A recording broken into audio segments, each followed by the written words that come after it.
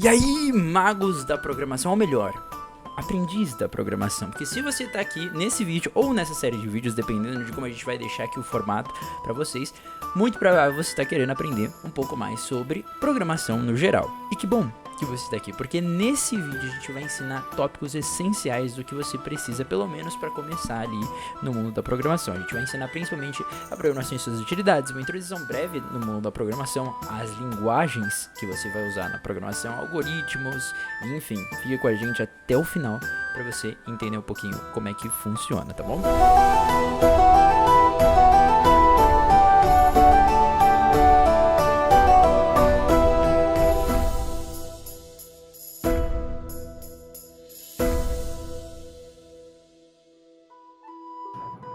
O objetivo desse vídeo é trazer uma introdução, então a gente vai passar pelos conceitos fundamentais, a metodologia, as ferramentas que a gente utiliza e mostrar na prática como funciona o processo de desenvolver um software, um site ou um aplicativo de celular.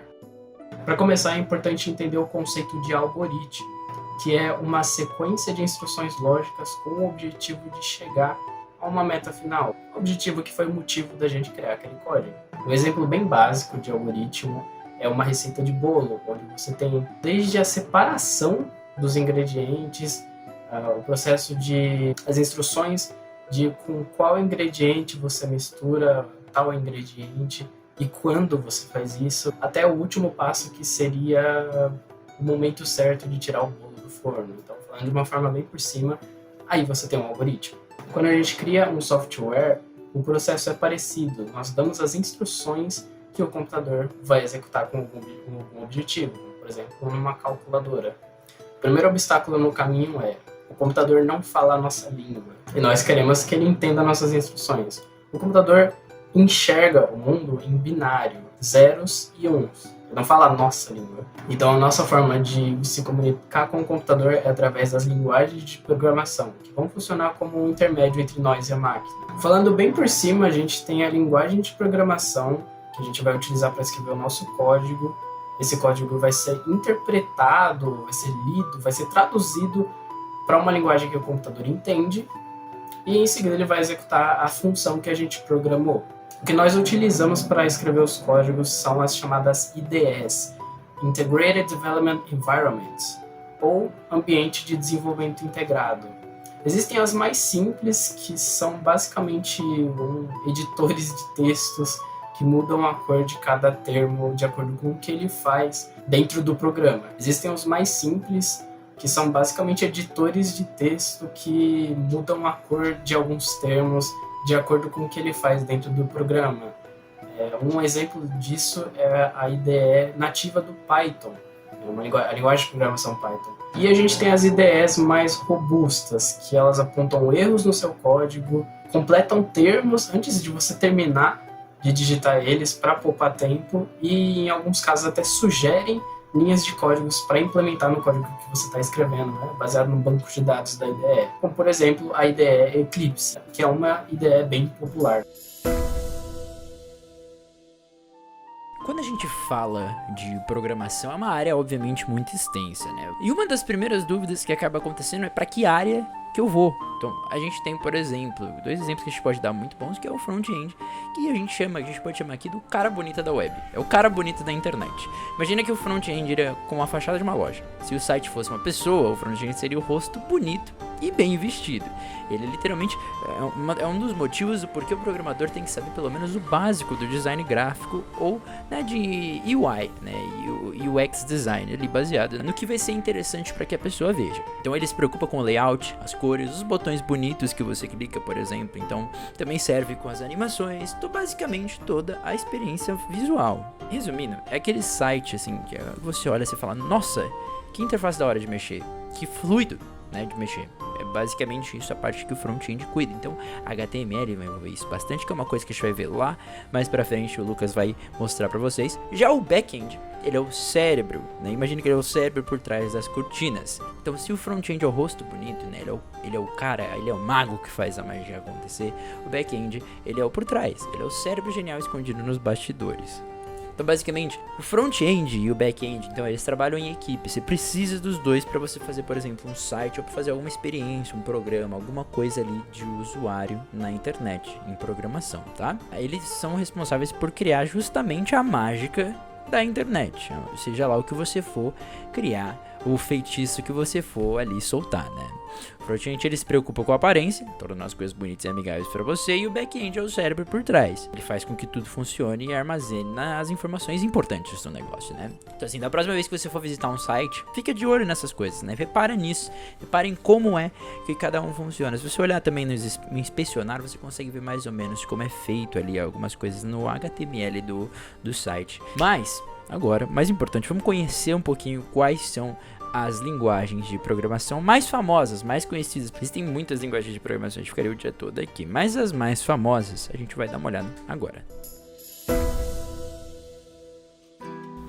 Python, conhecida por sua simplicidade e legibilidade, é usada principalmente na ciência de dados, automação, inteligência artificial e muito mais. Por ser uma linguagem simples, ela se torna uma boa opção para iniciantes. Tem também a Java, que é uma linguagem de programação orientada a objetos, amplamente utilizada em aplicativos empresariais, desenvolvimento Android e Internet of Things, ou Internet das Coisas, ou IoT. Tem também Java Script, é a linguagem de programação padrão para desenvolvimento web. É executada nos navegadores e permite a criação de interatividade em sites. Isso é comumente usado no desenvolvimento de aplicativos front-end e back-end. C, jogo da velha ou C#. Desenvolvida pela Microsoft, o C, jogo da velha, é usado principalmente para criar aplicativos Windows e jogos na plataforma Unity. Ela combina elementos do C++ e Java com recursos exclusivos. PHP. PHP é uma linguagem amplamente usada no desenvolvimento web para criar sites dinâmicos e aplicativos. Ele é frequentemente integrado com bancos de dados e é uma escolha popular para sistemas de gerenciamento de conteúdo.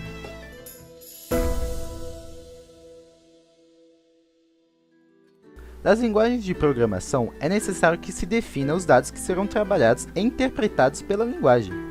Um tipo de dado nada mais é do que algo do mundo real que pode ser representado computacionalmente. Por exemplo, os números que pertencem ao conjunto dos números inteiros, os números que pertencem ao conjunto dos números reais, letras, caracteres especiais, acentuação, pontuação, palavras, etc. Existem 4 tipos de dados que são eles: int, inteiro, informação pertencente ao conjunto dos números inteiros, positivos, negativos e nulos. Exemplo: 1, 2, menos 10. Float, informação pertencente ao conjunto dos números reais. A casa decimal é representada por pontos, não vírgulas. Exemplo: 4.5 menos 6.98 menos 0.7. String é um conjunto de caracteres alfanumérico. Uma frase, um texto, uma palavra ou mesmo uma letra é uma string. Exemplo: Gandalf, cifrão 54, V maiúsculo. Boolean, informação que pode assumir apenas 2 valores: true, false, verdadeiro ou falso. Vou falar um pouquinho para vocês agora sobre operadores aritméticos e lógicos. Os operadores aritméticos eles são muito fundamentais para a gente realizar cálculos matemáticos em linguagens de programação e em contextos matemáticos no geral também, que eles incluem a adição, subtração, multiplicação, divisão, módulo e potência, como vocês já conhecem. Esses operadores eles permitem a manipulação de números. Eles são cruciais para tarefas como processamento de dados, cálculos financeiros e desenvolvimento de algoritmos que envolvam manipulação numérica.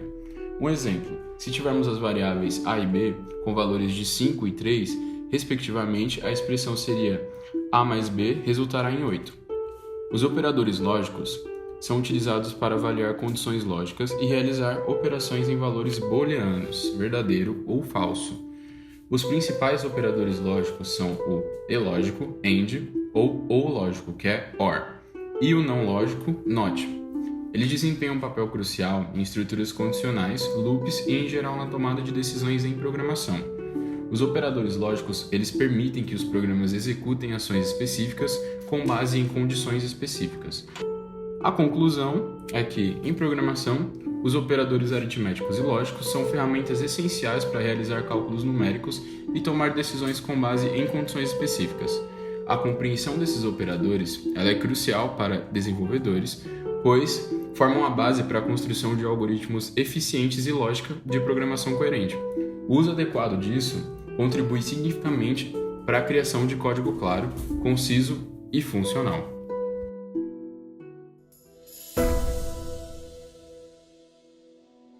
Agora vamos falar um pouquinho das estruturas de controle, tá? Imagina que seu código, então, vamos pegar mais um exemplo. Então imagina que a estrutura de controle, ele é o coreógrafo ali do seu código. Imagina que você precisa fazer uma dança incrível ali, num show de talentos, sei lá. A estrutura de controle, eles são os passos de dança. Eles fazem tudo acontecer naquele ritmo perfeito, tá?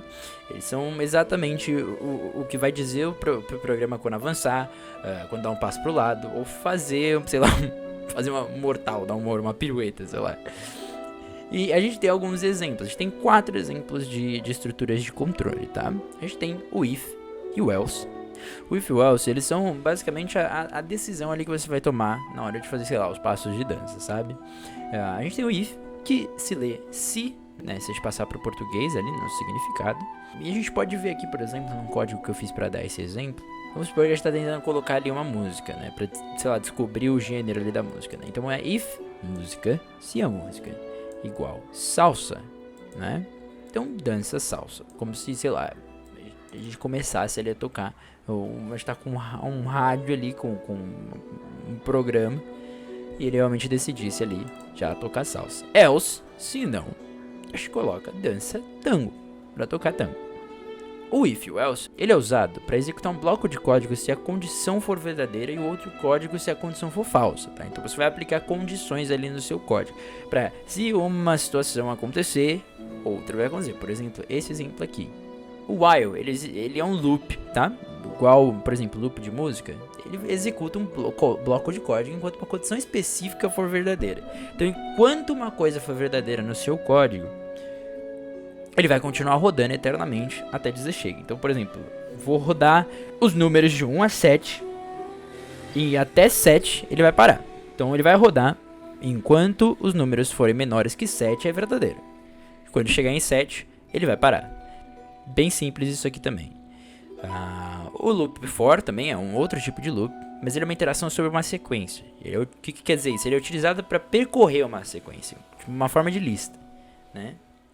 Então, resumo, essas estruturas elas são ferramentas que você pode usar para direcionar o comportamento do seu programa, tá? Torna bastante flexível e bem mais fácil de lidar com essas diferentes situações que você vai enfrentar no seu programa. E de fato, tá? Uma coisa importante, você não tem como driblar isso, elas vão ser, na maioria, essenciais para o controle do fluxo de execução. Você vai tornar o seu código um pouco bem mais, né, na verdade, bem mais dinâmico, tá?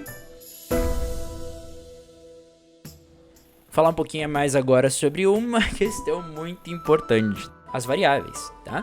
Pensa que as variáveis elas são iguais a uma caixa, pra você guardar as coisas dentro. Imagina que você tem várias caixas, tá? Cada caixa tem um rótulo com um nome. Então você está fazendo uma mudança. Caixa do quarto de não sei o que, quarto do banheiro, coisas do banheiro. Como você faz essas caixas?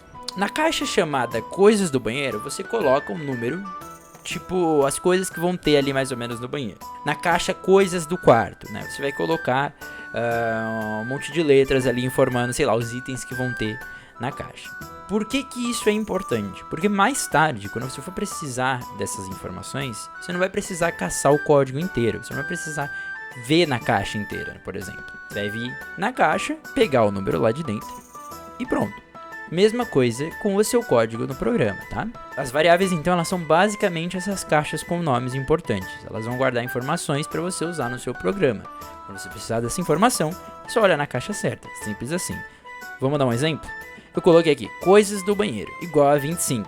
Tá vendo aqui que eu coloquei um int para significar os números, né? Então tem 25 itens aqui dentro dessa caixa. Então eu determinei ali que coisas do banheiro é 25, tá? Mesma coisa aqui embaixo, coisas do quarto, eu defini que são papel, cadernos, livros, fronhas, travesseiros. Foi o que eu consegui pensar aqui de coisas no quarto, se a gente fosse fazer uma mudança, tá? Me perdoem. As primeiras coisas que eu olhei aqui quando eu vi, tá? Então essas, você pode ver que elas estão em formato de string. Por quê? os 2 aspas na frente, tá? São palavras que a gente tá colocando, são caracteres que estamos colocando ali. Então a gente tá associando as coisas do quadro a essas estrinhas. São as mesmas coisas. Quando formos usar no código mais pra frente, vão ser basicamente a mesma coisa. A não ser, é claro, lembrando, tá? As variáveis, você pode definir qualquer uma a qualquer momento, tá? Então, se você precisar mudar ali o número 25 das coisas do banheiro, tinha um item que eu esqueci, eu tenho que botar na caixa. Você coloca coisas do banheiro igual 26. Isso vai ser atualizado, vai ser colocado na caixa. Novamente, vai atualizar essa caixa, tá? Então, as variáveis, elas não são valores fixos no seu código. Você pode alterar elas e alterar o significado delas a qualquer momento dentro dele, tá? E presto! Mágica! Você tem suas caixas prontas, você tem seus códigos, suas variáveis prontas para serem usadas no seu grande show de mágica da programação, tá bom? É isso. Espero que com todas essas informações, alguma tenha conseguido entrar ali na sua cabeça, alguns conceitos, e que agora você consiga ter um pouco mais de praticidade para desenvolver ali os seus estudos. Muito obrigado. Esse vídeo fica por aqui e até a próxima.